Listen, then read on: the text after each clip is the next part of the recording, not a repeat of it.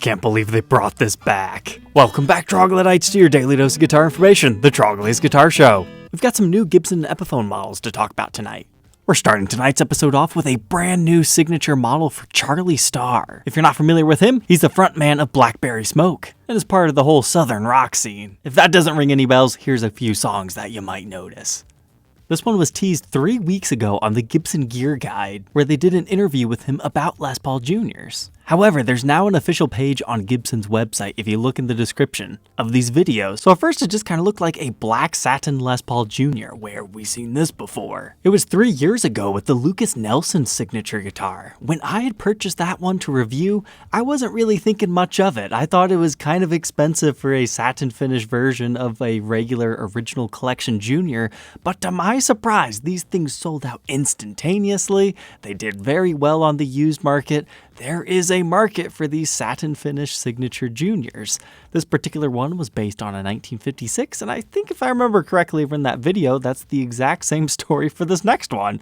So you Junior collectors out there have another one to look forward to. However, instead of just a regular sunburst finish and wrap tail piece, it's a little bit different. This photo shows us it's got a Leo Kwan style bridge. You've got these barrel styled ambered knobs, and actually appears to maybe be two-tone, or maybe they're doing two different versions of it, where one's like a little bit of a more rustic dark mahogany color, or maybe that's just how the top is on his, and then you get the black. But then, hey, look at this. It says, "Hey y'all" on the back. And then just like the Lucas Nelson, we've got his signature on the truss rod cover. And that's pretty much as far as I can take you guys on that one, because I'll probably pick it up for a full review and documentation. But what's unique here is if you go to this URL, you get greeted by this page. It's got these 3 photos that we've been showing you so far.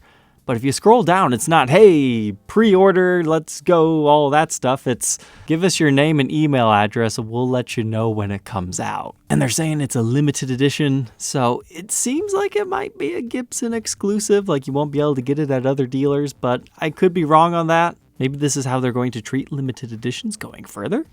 But I'm certainly interested to see how these things turn out. But before we continue on talking about our other new models tonight, let's have a word from our sponsor, Sweetwater.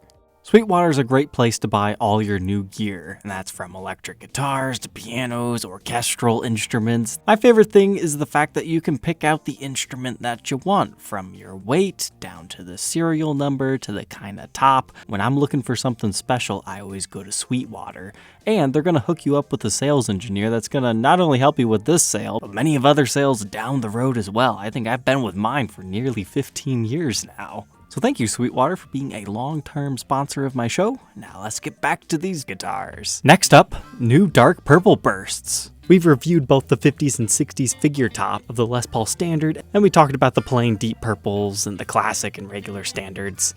But check out these 3 new ones.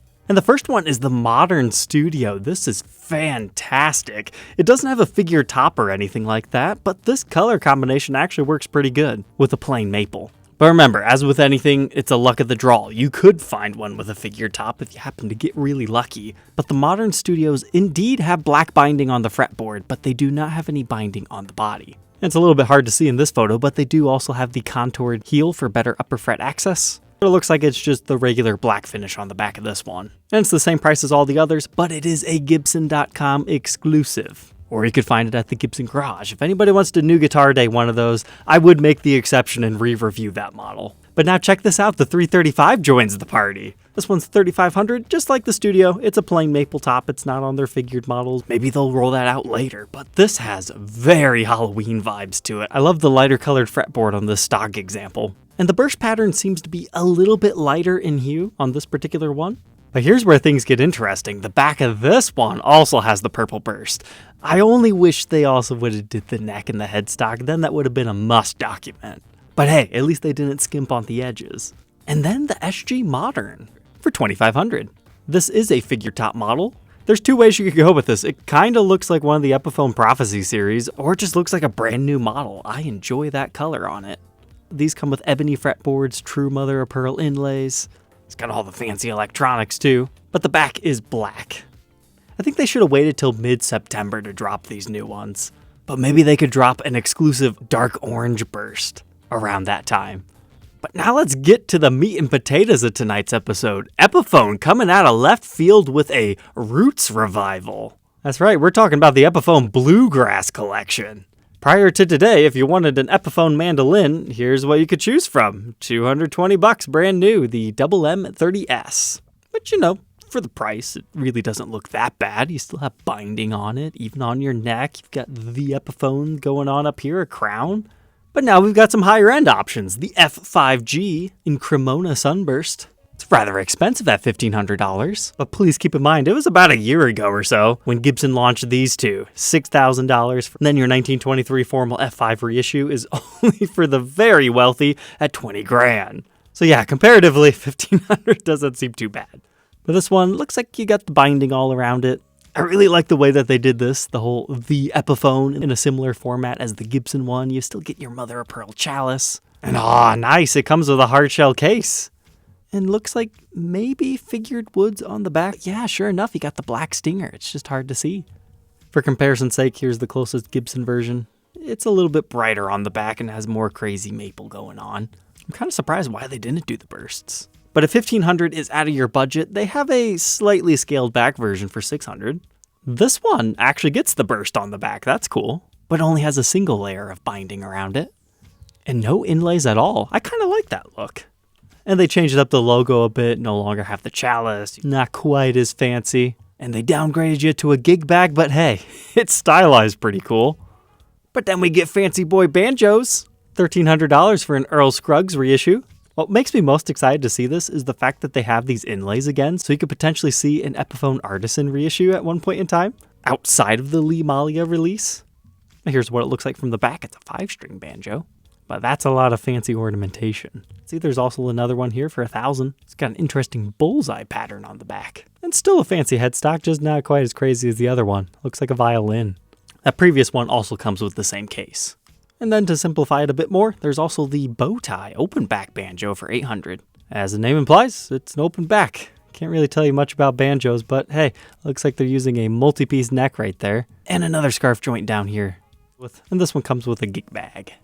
So yeah, very cool. Was not expecting this out of Epiphone, to have a mandolin join the Inspired by Gibson custom shops. But ladies and gentlemen, I saved the best one for last. We got a MANDOBIRD reissue. Yeah! I never thought we would see these come back into production, and we did. And they're actually relatively affordable, $400. So about 8 years ago, I stumbled upon these things and I was like, what is this? There was like $200. I made a couple of condition videos. But it's a tiny little Firebird made into a mandolin. What's not to love? Especially with a quirky name like MANDOBIRD. But here's what happened to those $200 to $300 guitars. People started liking them, and then prices got crazy, as you can see by the available listings here on Reverb. So Epiphone coming back in, slicing the market's asking prices in half is a disruptor, and very good for somebody who wanted it. But it is very different this time. They actually decided to put more of a Firebird style pickup on it, which I don't know if I agree with. Maybe it just looks strange in photos. But to be honest, I always kind of thought these P-bass looking pickups looked strange on them to begin with. But if you don't like this new look, hey, you still have the old ones you can buy. So it's a good thing that they changed it up, but it still has that whole neck through like vibe. The only downside is currently we only have the 4-tuner version, which those were created before, but the most expensive ones were the 8 strings.